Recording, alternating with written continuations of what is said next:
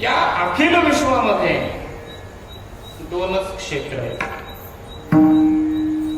एक संसाराचं क्षेत्र आहे आणि दुसरं परमार्थाचं क्षेत्र आहे.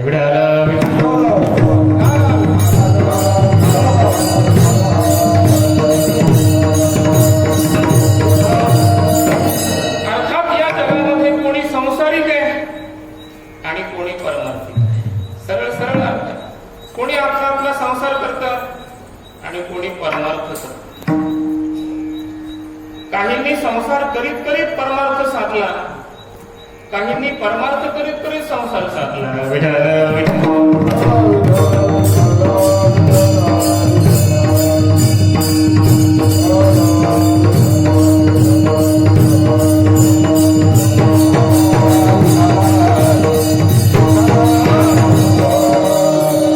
याचा अर्थ जगामध्ये दोनच वर्ग आहेत, दोनच क्षेत्र आहेत.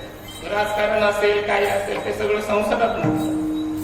ही सगळी क्षेत्र संसार अंतर्गत आहे आणि एक क्षेत्र परमार्थाचं आहे, परमात्म्याशी संबंधित आहे.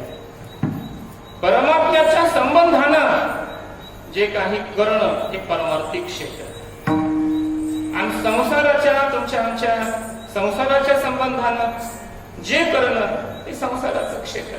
सरळ सरळ दोन आहेत. काही संसारिक आहेत, काही परमार्थिक आहेत. थोडस विश्लेषण या संबंधाने करतो. संसार हा अज्ञानजन्य आहे आणि परमार्थ हा ज्ञानजन्य आहे. संसार करण्यासाठी अज्ञान लागतं आणि परमार्थ करण्यासाठी ज्ञान. त्याचं कारण असं आहे की ज्यांना ज्ञान झालं त्यांना संसार राहत नाही.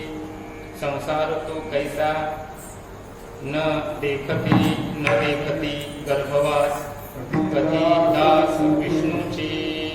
ज्ञान ज्यांना झालं त्यांना संसार शिल्लक राहत नाही आणि जे संसार करतात अज्ञान शिल्लक राहिलंय ते संसार करतात. संसारासाठी परमात्म्याच्या विषयी अज्ञानच लागतं हा शास्त्राचा सिद्धांत. सर्वात महत्वाचा हा एक भेद आहे. दुसरा ऐका, संसार अनित्य, परमार्थ नित्य. संसारातलं काहीच नित्य नाही, सगळं जाणार आहे, नश्वर आहे, विनाशशील आहे आणि परमार्थ अविनाशी आहे, सत्य आहे, सनातन आहे. आणखी एक महत्वाचा भेद, संसाराचं मूळ दुःख आहे. संसार दुःख मूळ.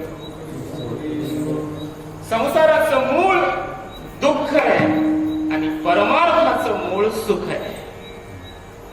परमार्थातली कोणतीही कृती आपल्या सुखाला कारण, कल्याणाला कारण आणि संसारातली कोणतीही कृती अंततो गत्वा परिणामतः दुःखालाच कारण आहे.